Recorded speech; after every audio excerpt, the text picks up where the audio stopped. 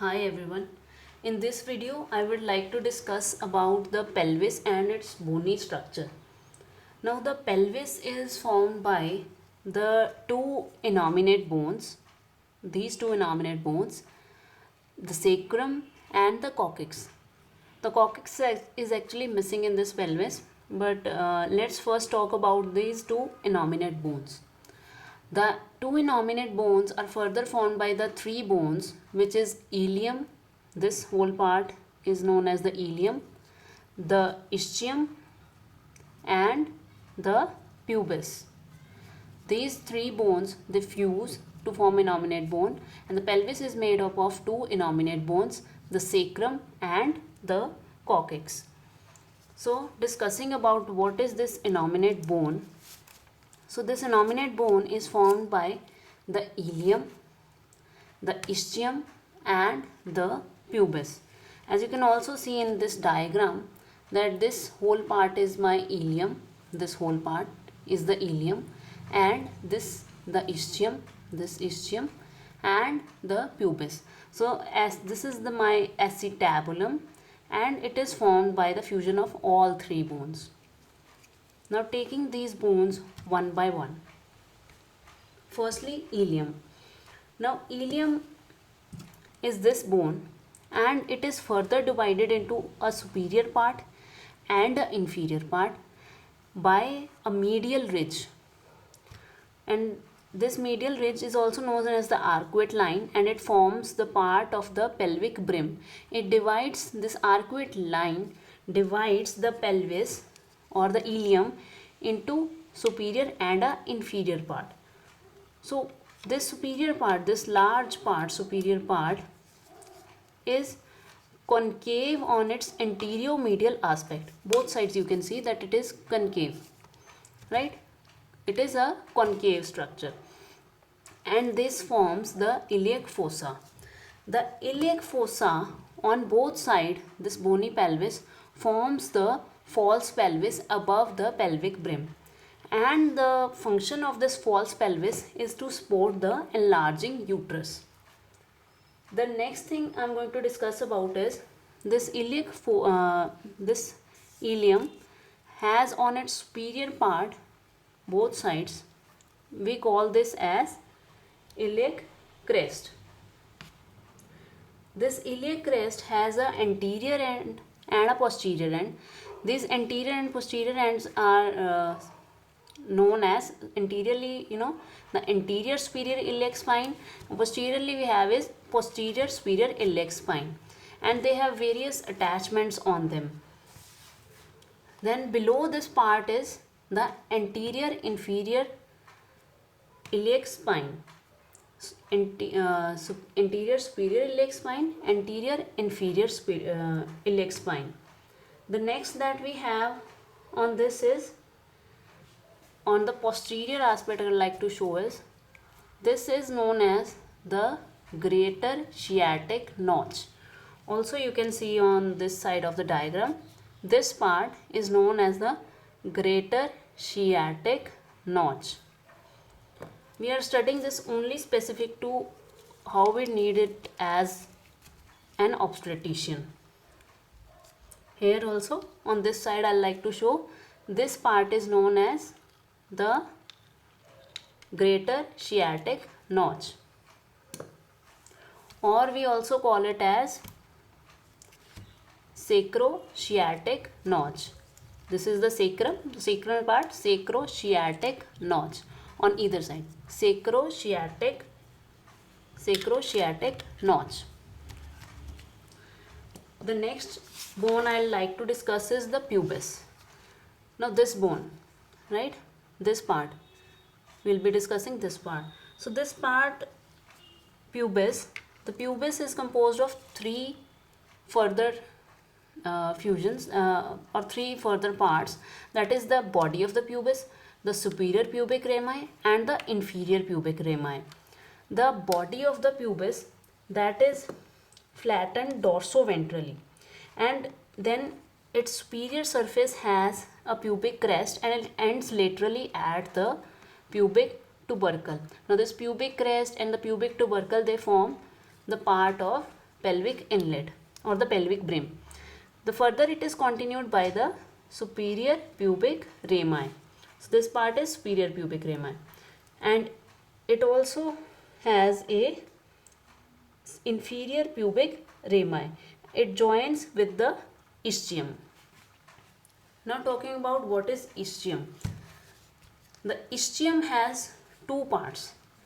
This whole part is known as the body of the ischium, and this part is known as the ramus that projects anteriorly to join the pubic inferior pubic rami.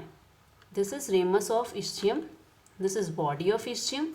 The ramus of the ischium joins with the inferior pubic rami.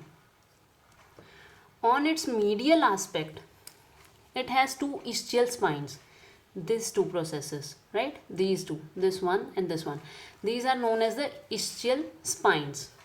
Now, ischial spines are very important to us as an obstetrician, but let me first come on to the anatomy of this ischial spine. Now, can you see? This part is the ischial spine, right? Now, this ischial spine separates the greater sciatic foramen from the lesser sciatic foramen, right? There are various ligaments going around over here. Like from here we have is a sacrospinous ligament. So these all gaps that you see, they form a foramen. So this foramen, the greater sciatic foramen, separates from the lesser sciatic foramen by the ischial spine. Now coming on to the sacrum. This part is known as the sacrum. Can you see it more clearly? This triangular bone is known as the sacrum. It is an inverted triangle which is formed by the fusion of 5 sacral vertebrae. So there are 5 sacral vertebrae that fuse to form a sacrum, which gives an inverted T-shaped appearance. Now further, sacrum, the superior most vertebra, the anterior end of that is quite prominent. This part, this is very prominent.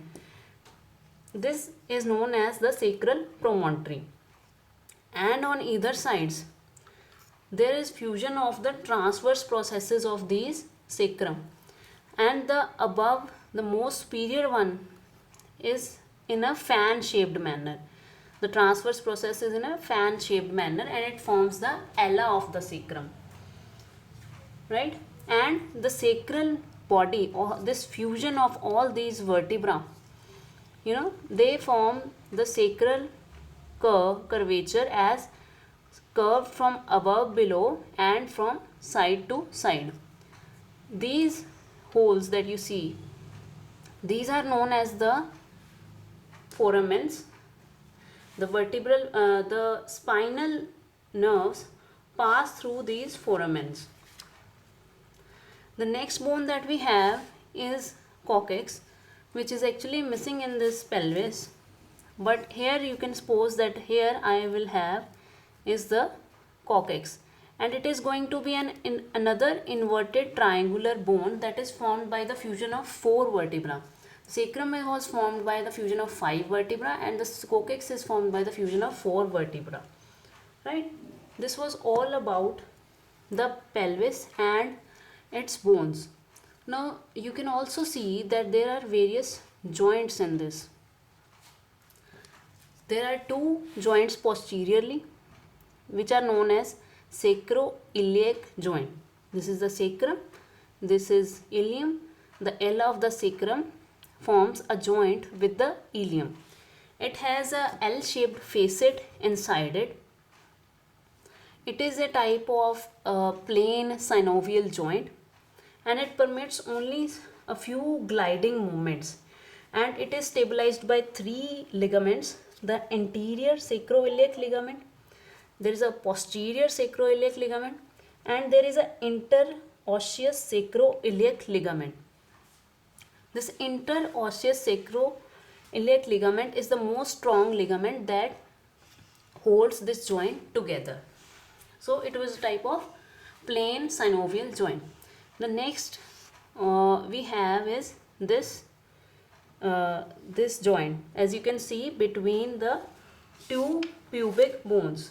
This is pubic symphysis joint. Now this pubic symphysis joint is called as a secondary cartilaginous joint, or you can call it as a secondary cartilaginous joint, because it has a hyaline cartilage that covers its surface, and in between these two bones there is a fibrocartilaginous disc, right? And this joint also permits only very slight movements.